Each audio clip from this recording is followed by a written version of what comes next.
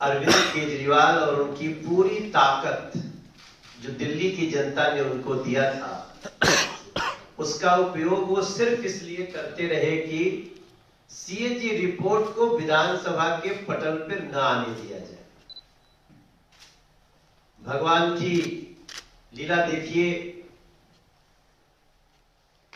कि ईश्वर ने कहा आप कितनी भी कोशिश कर लो,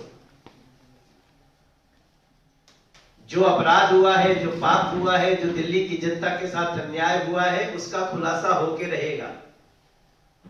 और आज हो गया है। अरविंद केजरीवाल के द्वारा ही 2000 और इसको कैसे कहें 2226 2002.68 करोड़। तो 2000 करोड़ से ज्यादा का घोटाला सीएजी की रिपोर्ट में दिल्ली को पता चलना, और साथ ही साथ आज समाचार पत्रों में, अखबारों में, इलेक्ट्रिक मीडिया में एक और समाचार चल रहा है जिसमें कहा जा रहा है लालू जी उनके बेटे का नाम लेके, उनकी बेटी का नाम लेके सबको सब हाजिर हो। केस क्या है? अब संजोग देखिए, जिस दिन सीएजी रिपोर्ट जा रही है विधानसभा के पटल पे, उसी दिन लालू जी के केस की भी चर्चा हो रही है, क्योंकि उसमें संदर्भ में भी एक कोर्ट का एक निर्णय आया है। तब हम दिल्ली को आज ये बताना चाहते हैं कि वो तो सिर्फ 214 करोड़ के ही भ्रष्टाचार में उनको इतनी बड़ी सजा हुई थी, ये तो 2000 करोड़ से ज्यादा का घोटाला है। और इसका सबसे बड़ा कोई पहला आरोपी है तो वो है अरविंद केजरीवाल। और मैं ये भी देख करके हैरान हूं कि शराब की दलाली करने की इतनी ज्यादा इच्छा शक्ति थी उनकी कि उसके लिए उन्होंने न जाने कितने नियमों को ताक पे रख दिया।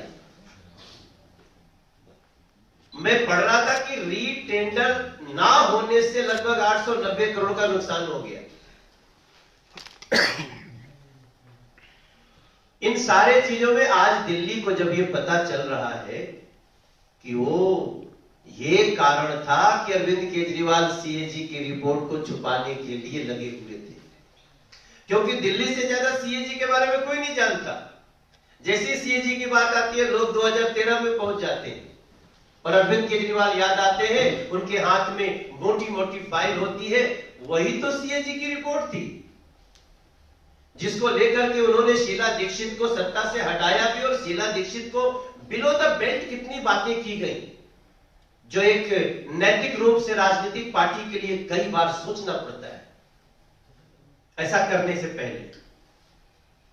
आज वो सीएजी रिपोर्ट हमारी बहन रेखा गुप्ता जी के द्वारा विधानसभा पटल पे जब रखा जा रहा था, तो जो मुझे सूचना आ रही है कि आज सबसे ज्यादा विधानसभा का वो समाचार सुनने के लिए लोग, दिल्ली के लोग ललायित थे, देखने के लिए ललायित थे।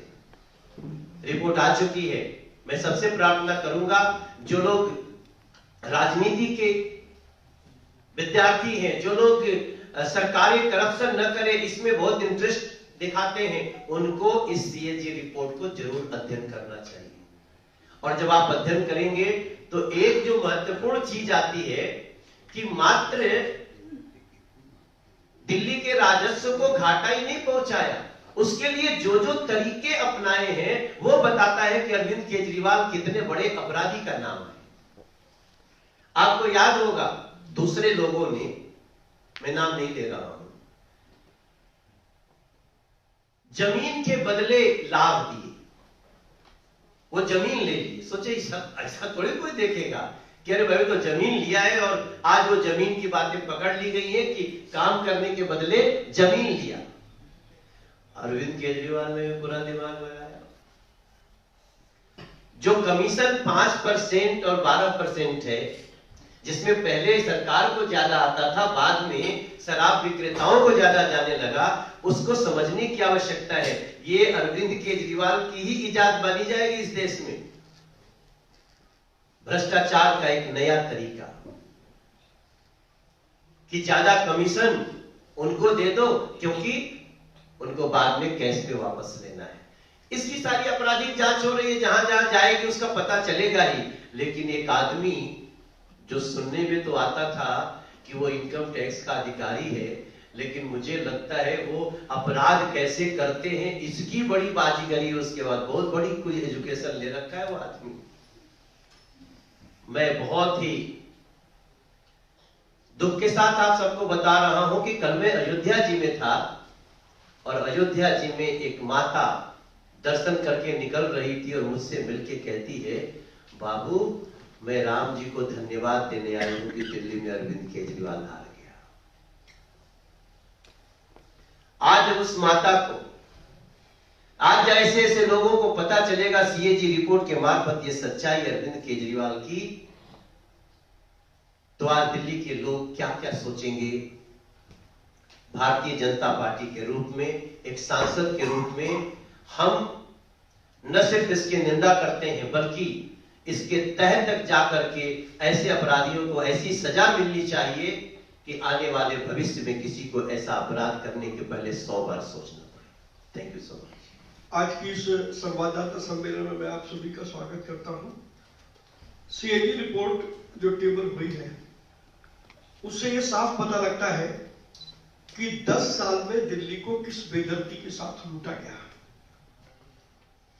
अभी माननीय अध्यक्ष जी ने बताया कि 2002.68 करोड़ का नुकसान तो केवल सरकार को हुआ, और अगर इस 2002.68 करोड़ के घाटे को देखें तो इसमें से 941.53 करोड़ रुपए तो केवल नॉन कंफर्मिंग वार्ड में रिटेल दुकानें खोलने से ही नुकसान था। उसके अलावा जैसा भी रीटेंडरिंग की बात कर रहे थे मनोज तिवारी जी, जो लाइसेंस सरेंडर किए गए उनको दोबारा उनकी रीटेंडरिंग नहीं हुई, उससे 890 करोड़ रुपए का नुकसान था। कोविड-19 का जो हवाला दिया उन्होंने कि कोविड-19 में जिस प्रकार का वातावरण था और उसकी आड़ में जिस प्रकार से उन्होंने पॉलिसी बनाई, उसमें एक्साइज डिपार्टमेंट ने जो एडवाइस दी थी उसके खिलाफ जो लाइसेंस होल्डर थे उनको छूट दी गई, उससे 144 करोड़ रुपए का घाटा हुआ। और जो सिक्योरिटी मनी है, सिक्योरिटी मनी जमा नहीं हुई, उसके कारण से 27 करोड़ रुपए का घाटा हुआ। ये तो वो घाटा है जो प्रत्यक्ष सामने दिखाई देता है। अगर ये कदम उठाए जाते तो दिल्ली की सरकार को 2022.68 करोड़ का घोटाला नहीं होता। लेकिन सीएजी की रिपोर्ट के हिसाब से मोटे मोटे तौर पर उन सारे मानकों का उल्लंघन किया गया जिनका पालन लगातार किसी भी राज्य में शराब नीति तय करते समय किया जाता है।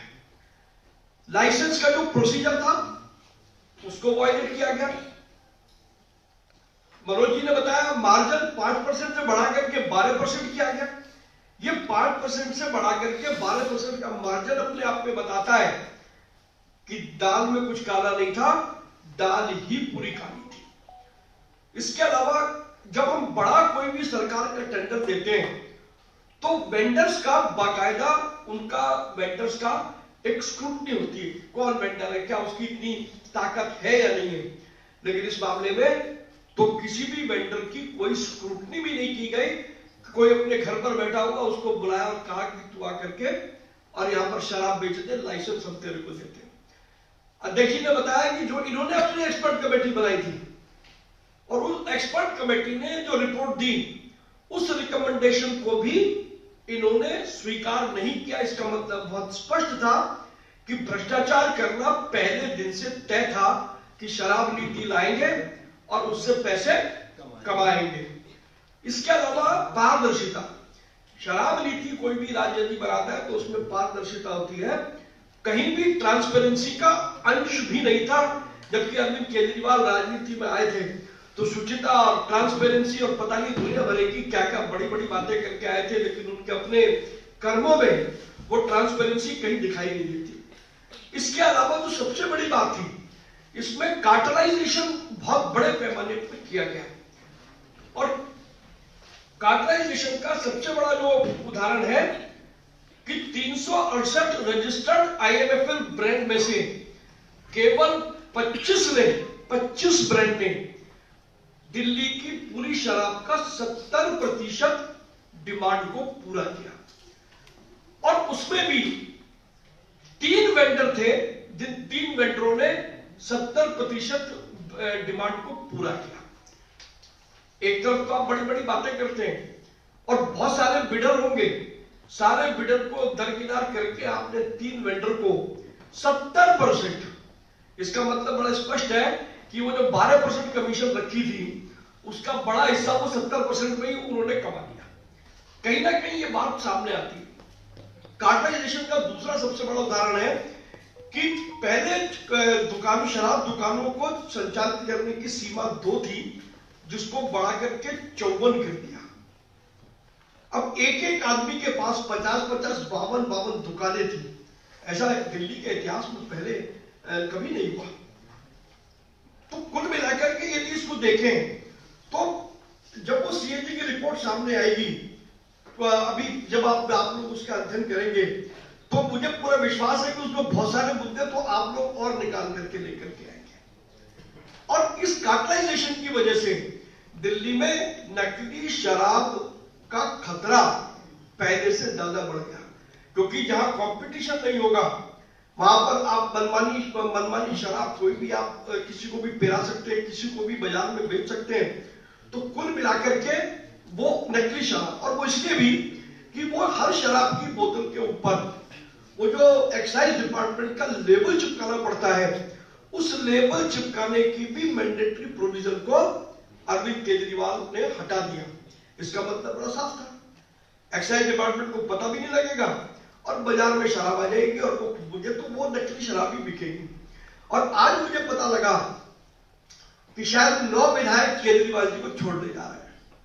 वो इसलिए कि आज जब ये CAG की रिपोर्ट पेश हुई तो आम आदमी पार्टी के केवल 13 विधायक ही सदन में मौजूद थे, बाकी 9 विधायक वहां पर गायब थे। तो अभी तो विधानसभा का दूसरा ही दिन था। अब अगर जो अपने आप को विपक्ष की बड़ी बड़ी बातें कर रहे थे, हम उनके वीडियो सुन रहे हैं, हम विपक्ष का ऐसा कर देंगे वैसा कर देंगे, जिस दिन CAG की रिपोर्ट पेश हो रही है और आपके 9 विधायक नहीं है तो सीधा आपकी प्रश्न बहुत बड़ा उस पर खड़ा करते हैं। इसके अलावा शराब नीति बनाते समय ना तो अपनी कैबिनेट की मंजूरी ली और ना लेफ्टिनेंट गवर्नर की मंजूरी ली, और इसके अलावा अंतिम बात कि जो शराब बेचने वाले थे उनको अधिकार दे दिया कि तुम्हारा जो मन करे वो प्राइस पर तय करे। तो मुझे पूरा विश्वास है कि घोटालों की श्रृंखला में अभी तो पहला ही घोटाला सामने आया है, और अभी इतने घोटाले सामने आएंगे कि दिल्ली को पश्चाताप जरूर होगा कि 10 साल हमने दिल्ली किसके हवाले कर दी। अगर आपने हमारा अभी तक चैनल सब्सक्राइब नहीं किया है तो कृपया चैनल सब्सक्राइब कर लें, लाइक करें, शेयर करें, कमेंट करें। तो मिलते हैं फिर किसी और खबरों के साथ। नमस्कार।